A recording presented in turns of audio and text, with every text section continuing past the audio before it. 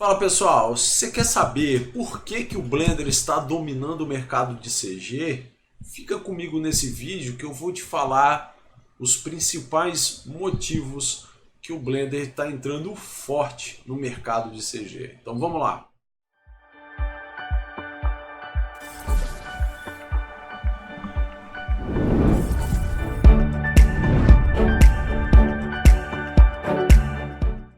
Fala pessoal, beleza?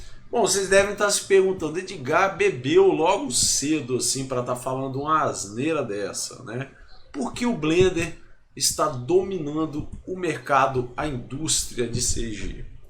Você deve estar se perguntando, cara, Edgar tá louco assim, eu não vejo quase nenhum anúncio de vagas em Blender, eu não vejo, né, quase produções nenhuma em Blender.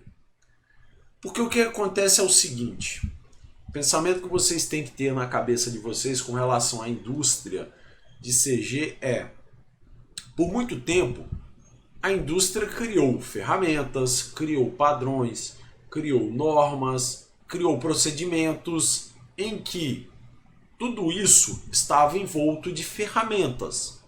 Ferramentas como Maya, Max e outras ferramentas que já são um pouco mais antigas e já estavam mais no mercado. Porém, o que vem acontecendo nos últimos anos, principalmente nos últimos 5, 10 anos, é que começou a entrar duas ferramentas que começou a fazer um barulho muito grande. Essas duas ferramentas são o Houdini e o Blender.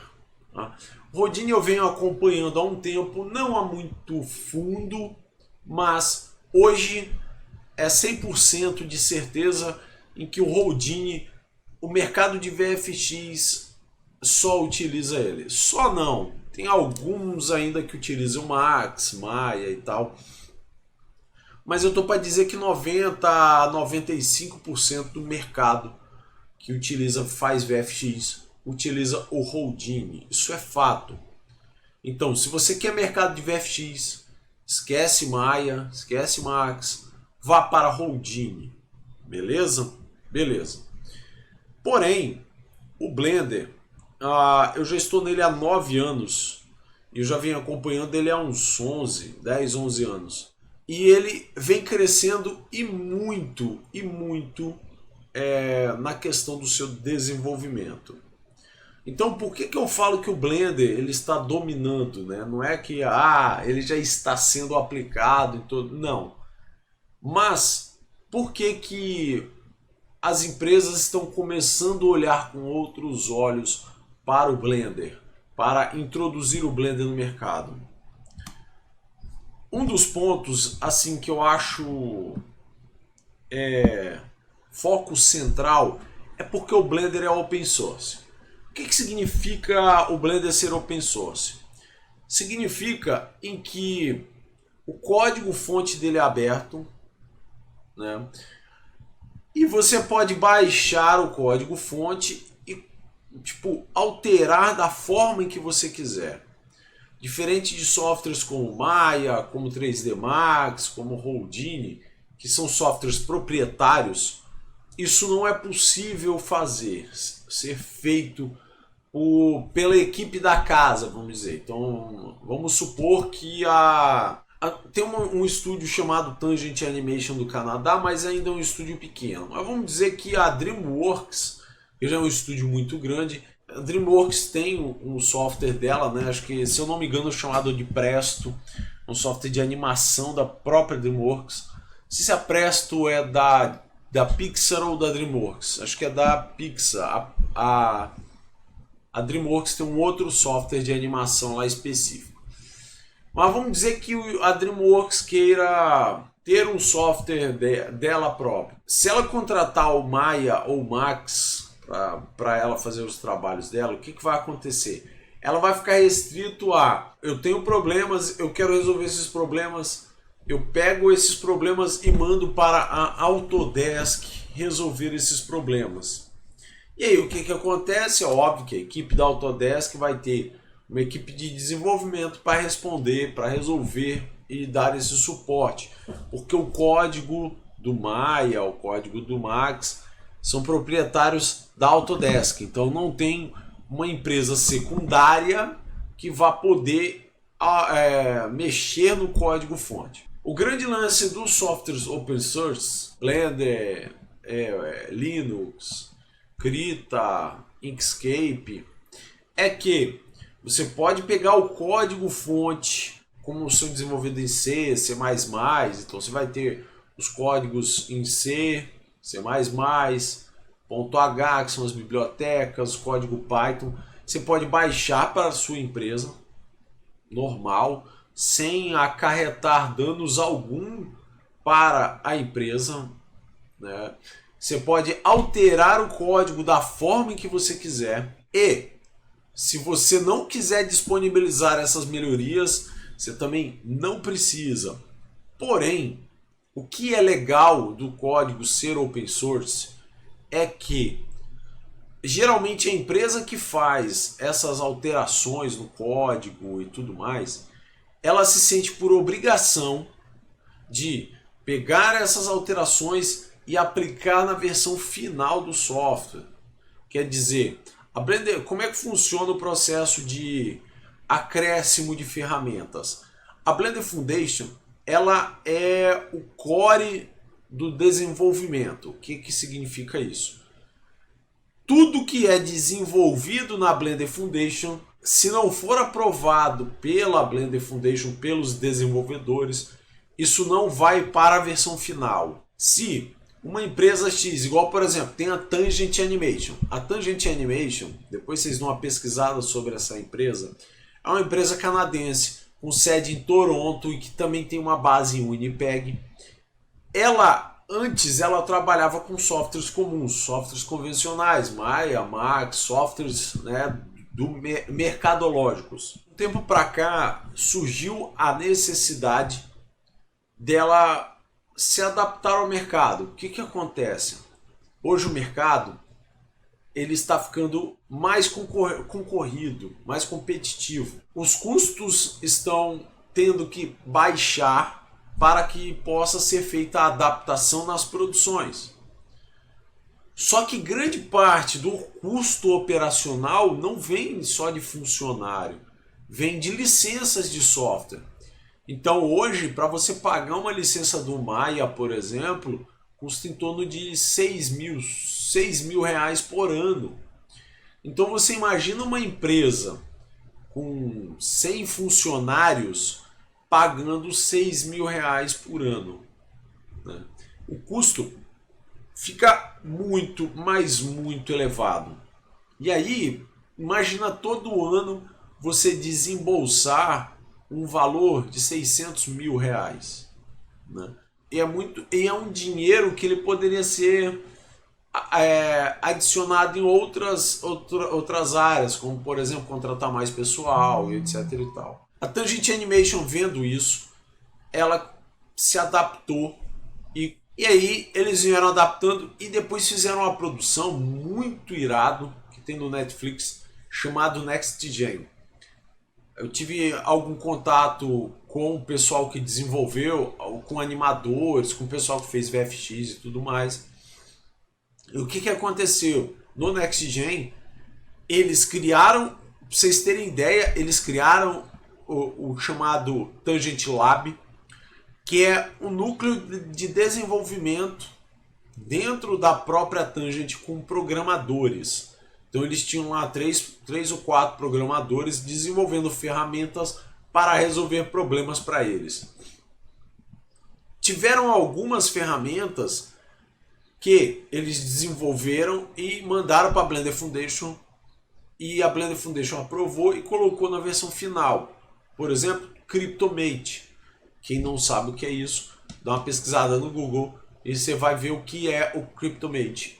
Se eu não me engano, pelo que os caras falaram, o Cryptomate ele foi desenvolvido para o Next Gen e, como foi muito bem desenvolvido, a Blender Foundation foi e acoplou na versão final do Blender e foi disponibilizado.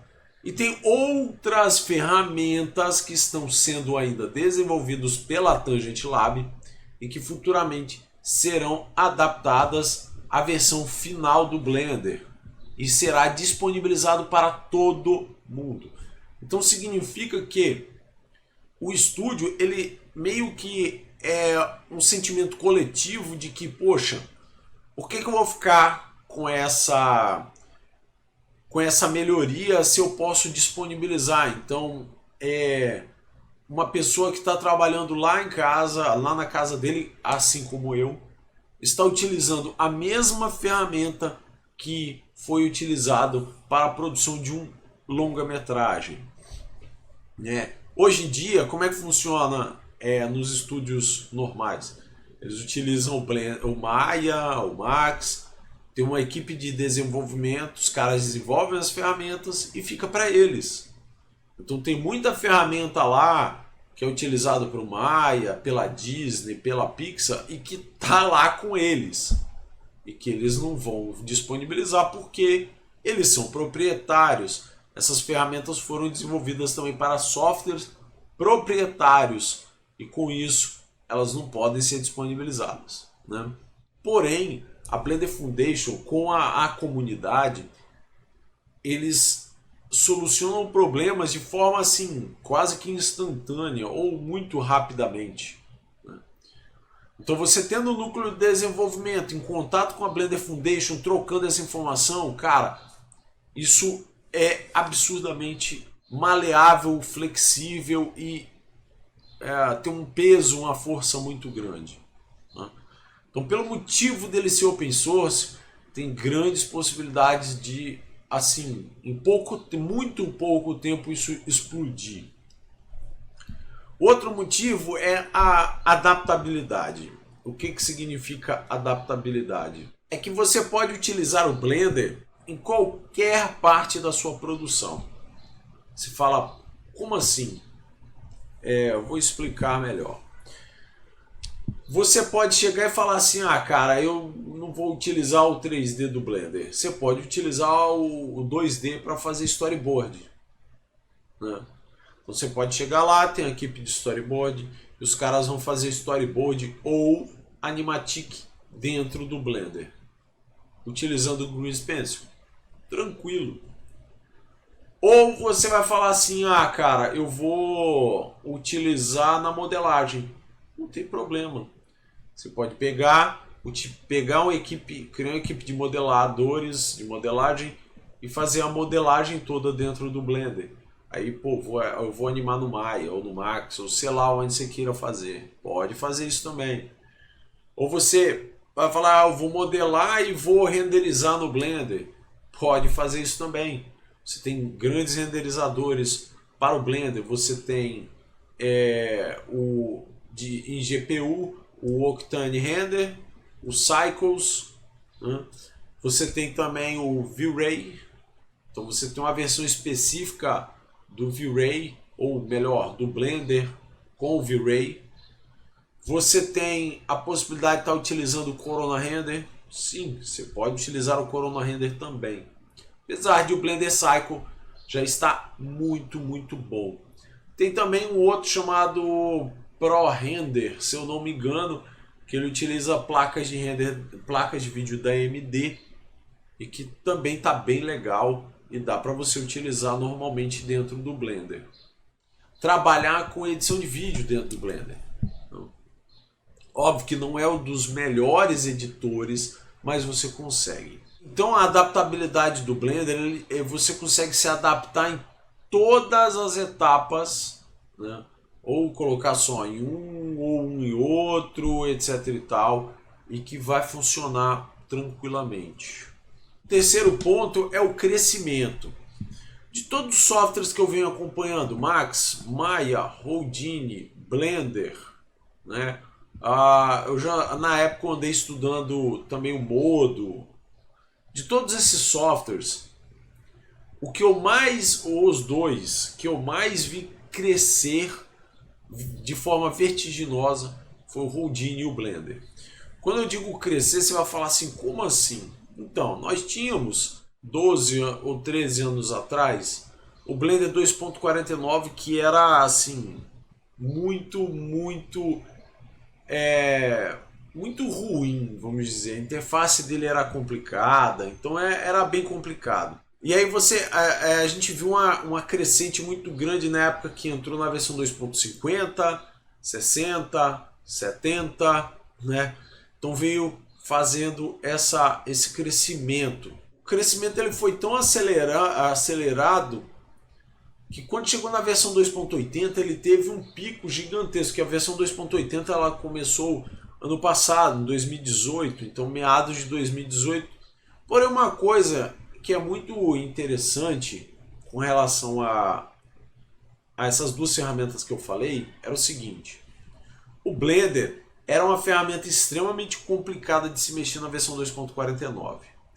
Aí passou para 2.50, que foi basicamente um período de transição de 2.50 para 2.60. E aí começaram a vir melhorias, interface, mas foi um período conturbado. Só que o crescimento realmente veio na versão 2.70, onde já tinha o Cycles, que era um renderizador muito bom. E aí começou a vir adeptos do open source e começaram a trabalhar com o Blender um pouco mais.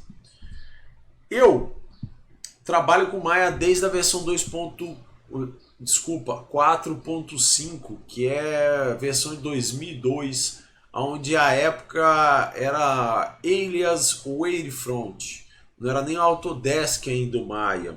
Eu trabalho com Max desde a época do 3D Studio, onde era da Discrete ainda.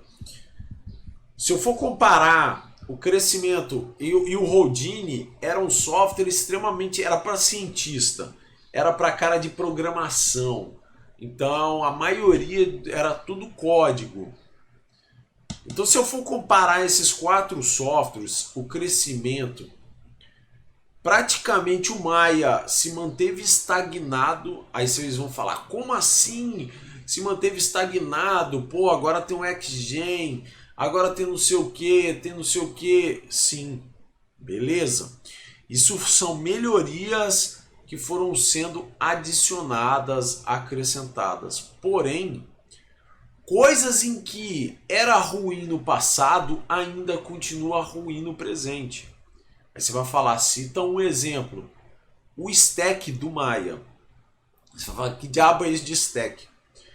Quando você coloca modificadores dentro do Maya, ele vai gerando stacks, pilhas, né?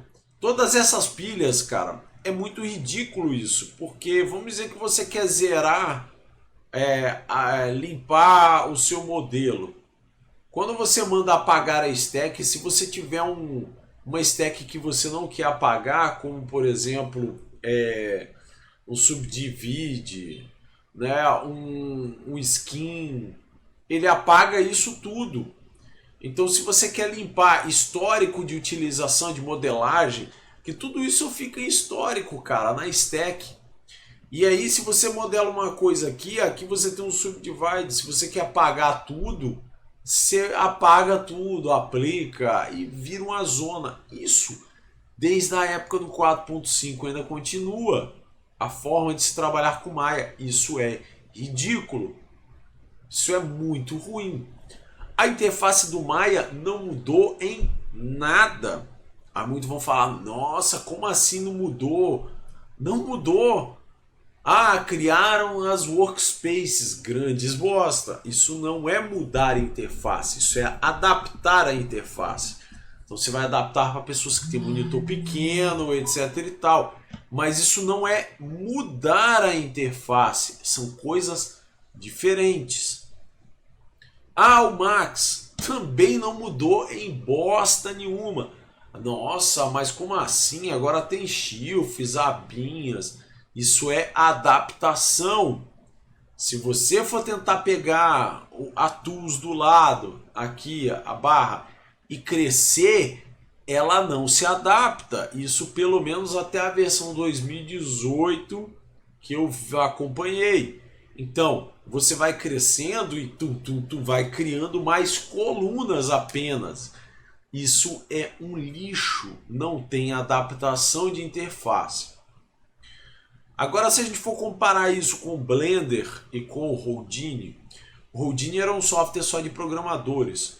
Hoje, Qualquer pessoa que entra e estuda, cara, lindo, o cara consegue produzir alguma coisa. Um artista, um cara que não tem muita noção de código, ele consegue produzir alguma coisa. Óbvio que ainda vai estar muito restrito, mas o cara consegue produzir alguma coisa. Se o cara se desenvolver em programação, aí o cara deslancha, o cara poca de trabalho, porque não vai faltar pro cara. O Blender, todo mundo falava, ele não era user-friendly, etc e tal, quer dizer, não era amigável. O que aconteceu? Foi se adaptando e já deu uma melhorada. Então, quer dizer, tinha barra embaixo, que era um lixo e tal, então já mudaram. Já trouxeram um pouco mais para o nível de usuário. Isso não é adaptação, isso é evolução, é melhoria. Aí da versão 2.70 para a versão 2.80, cara, é um outro software. Tanto que você não consegue abrir a versão arquivos 2.80 no 2.79. Por quê? Porque houve uma transformação completa e total da ferramenta. Então, o crescimento do Blender, ele é muito, do Blender e do Houdini, eles são muito, mas muito maiores do que os softwares que a Autodesk comprou. Na verdade, o Maya foi comprado, acho que em 2006, né, pela Autodesk. E o 3D Max, 3D Studio na época, eu não lembro se foi em 2004, alguma coisa assim. E aí depois lançaram o 3ds Max, que é o 3D Studio Max, que antes era da Discrete, era o 3D Studio só. Então, o crescimento dessas duas ferramentas se mostram que o poder delas é muito maior do que as ferramentas pagas que eu citei, Max e o Maya. E aí a indústria, ela vê tudo isso, desse poder de crescimento, né, para a evolução do mercado. E aí, o ponto principal, porra, o Blender é grátis, cara. É gratuito. O que acontece? Vamos dizer que o estúdio está querendo lá contratar mais gente. É muito simples. Ele contrata mais gente, compra PCs para os caras trabalhar, baixa o software e começa a usar. Tem um exemplo muito legal, né, com relação a esse negócio de orçamento para aquisição de ferramenta para desenvolver alguma coisa, e que muita gente não deve saber. No World of Warcraft, não no jogo, no filme, tinha uma cena lá que o diretor do filme ele queria fazer. Só que eles não tinham orçamento para fazer aquela cena, e que era algo bem simples assim de fazer até. Só que eles não tinham orçamento para comprar licença de software para fazer. O que aconteceu? O diretor, não sei se foi o diretor e tal, diretor de animação, não sei, baixou o Blender, pegou, fez e colocaram no filme. É muito simples. Tem alguns estúdios aqui no Brasil que já estão vendo essa tendência, né, e já estão começando a se adaptar, já estão começando a implantar esse pensamento do software livre, software open source, software que vem crescendo muito vertiginosamente, e de um software que tem um suporte legal, que querendo ou não tem um suporte muito, mas muito bom.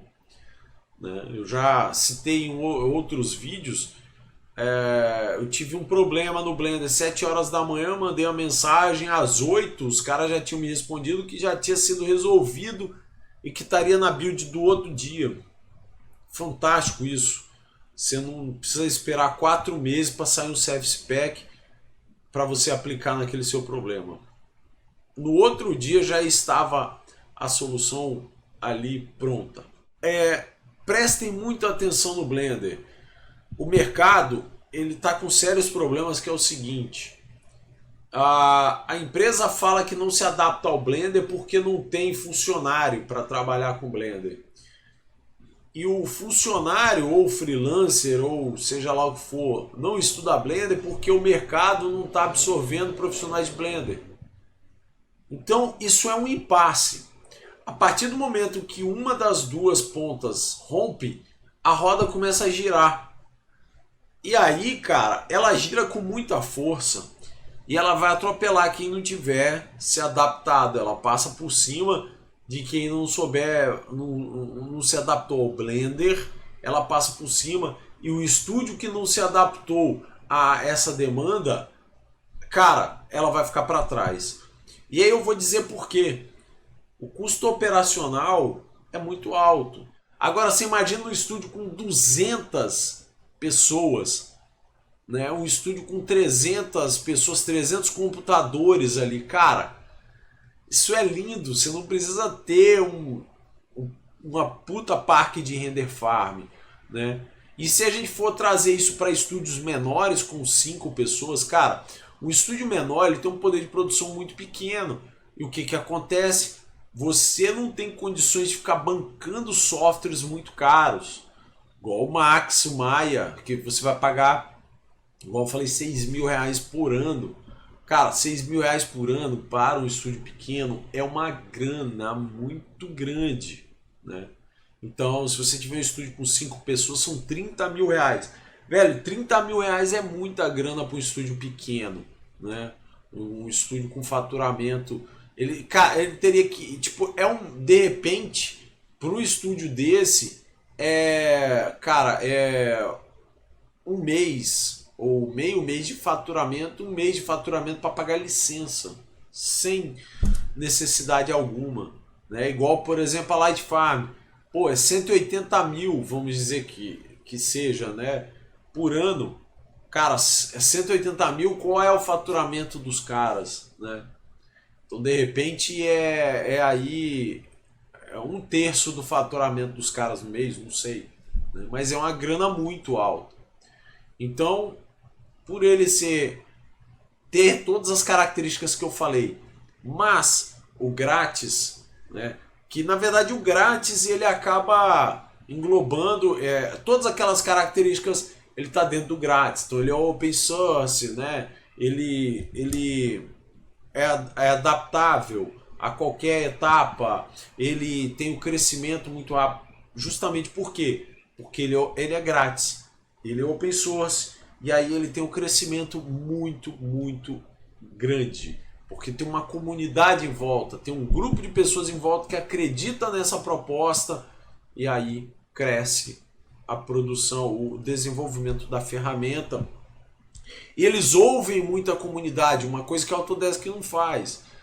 Tem lá prioridades e os caras não interessa. Então os caras não ouvem a comunidade, não ouvem o que os caras estão reclamando e o que os caras estão pedindo. Beleza, pessoal? Bom, eu espero que vocês tenham curtido isso. É óbvio que eu não quero que vocês concordem comigo. Só fiquem de olho no mercado, que o mercado não brinca, gente. O mercado é implacável. Os caras querem cortar custos e cada vez faturar mais. Quem não quer fazer isso, né?